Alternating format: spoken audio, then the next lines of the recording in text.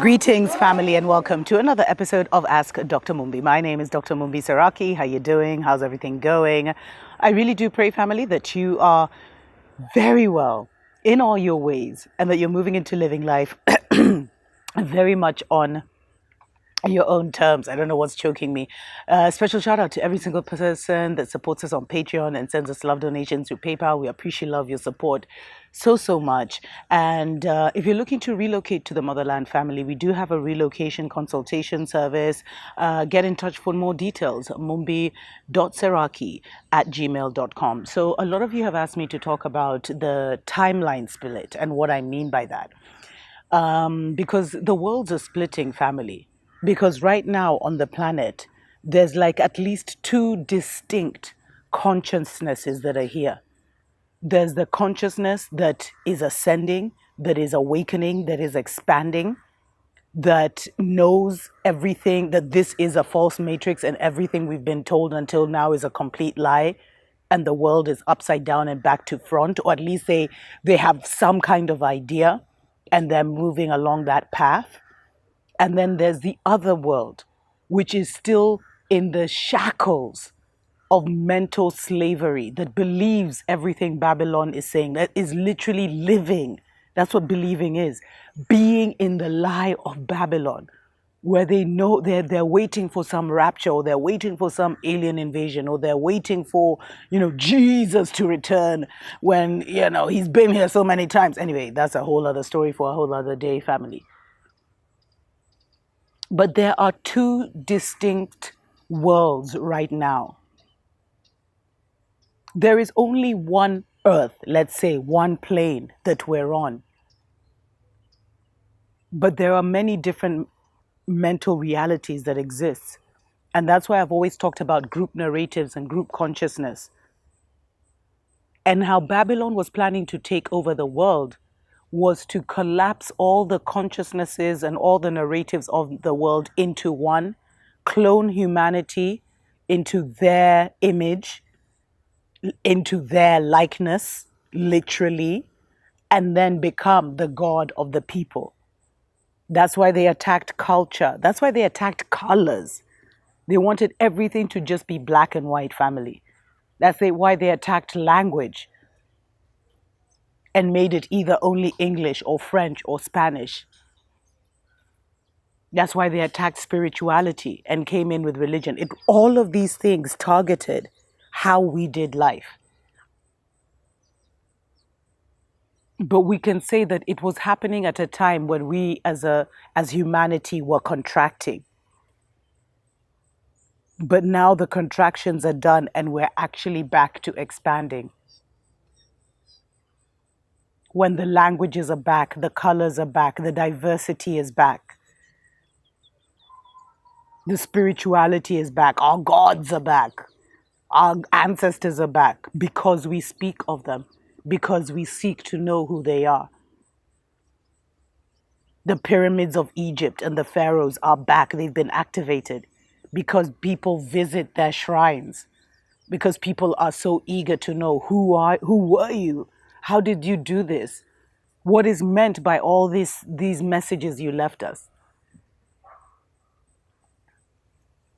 You see, you destroy a world by silencing the voices that speak of it.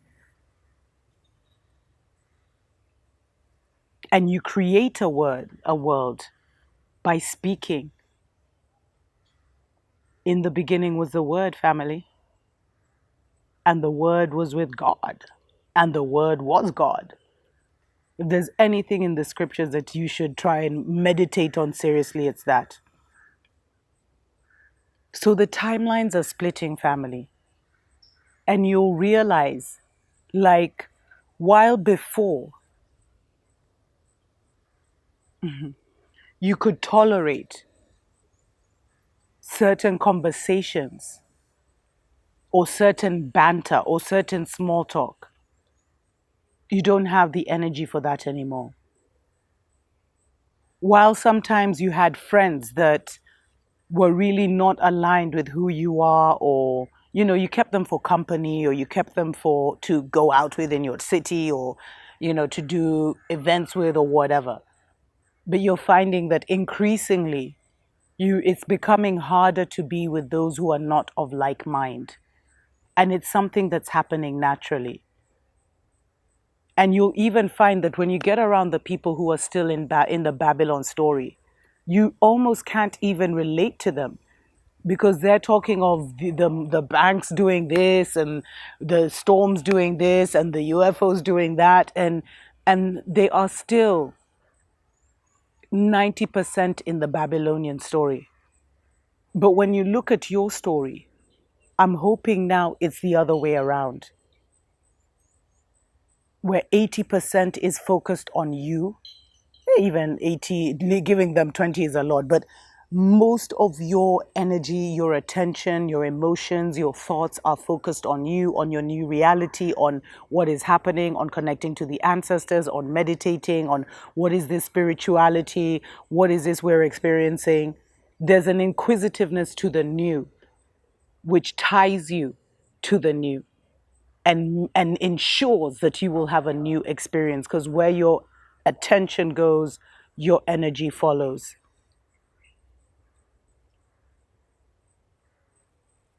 And it's not been easy, family, to get onto our own timeline, because one thing the Babylon system does is it makes you subconsciously create their reality through fear, through anxiety, through doubt, through ignorance,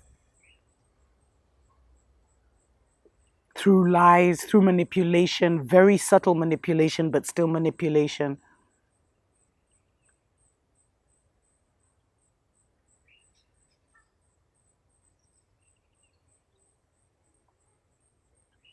But it's like now we exist in the same earth plane, but you'll find that literally you may go to the same supermarkets, you may go to the same restaurants, you may go to the same parks or the same beaches, but literally you're on a different dimension in that place.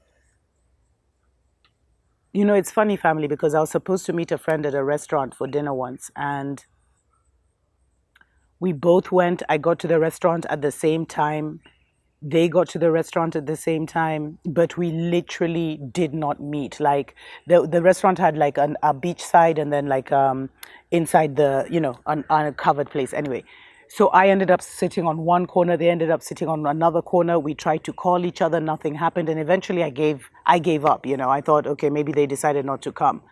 But we were literally in the same restaurant, family. And when I linked up with them a couple of days later, I realized why I hadn't met him and my other friends. It's because they were on such a depressive, oh, this is wrong, oh, that is wrong, oh, this has happened. And I had just come out of like a 4-hour meditation where I was flying so high. But it tripped me out, because when I called him out and I was like, yo, you guys stood me up. It's like, no, we're at the restaurant. And I think I had just driven off. And it shook me to the core that you can literally be in the same space with someone, and yet you're not in the same space with someone. And this is what is meant by the timeline split that we are going to be experiencing. The monkeys are dancing on my curtains, family, that I just washed. In fact, they're sitting on the, oh my God. But it's such an amazing and beautiful thing to be where I've wanted to be. I feel like I'm living a dream, family. And yet it hasn't cemented. I think we're all collectively, it's like the consciousnesses are splitting, the storylines are splitting. Those of us who have been awakening for so long are finally now going to go into our own story and start to create our own story. There's not an ounce of us that even believes in Babylonian stories anymore. And that means they no longer roam, no longer has any hold on us, because we see them as they really are. And that is enough to take us into this new beginning, family. And we will be part of the consciousness that manifests this new narrative for us, this new reality. And there is some who will still be living. And people wonder, okay, what will happen? Will there be one world here and one world there? I mean, I think eventually it's like the beings that we don't see now, family, who are living all around us. They're moving all around us. They're having their lives all around us. But because we can only see, our vision is limited to this when the world is like limitless. But our vision is here. So imagine we're seeing this of the whole world. So it's like if we start to see this, then our world changes. If we even expand our vision by this. But those we will leave behind will still be here. And so our worlds we won't even appear to them. We'll be like ghosts to them, but those are stories for other days. Special shout out to everyone that supports us on Patreon and everyone that sends us love donations through PayPal. Definitely consider supporting the channel, family. And if you're looking to relocate to the motherland, we have a relocation consultation service. Email us for more details, mumbi.seraki@gmail.com. Tuko pamoja.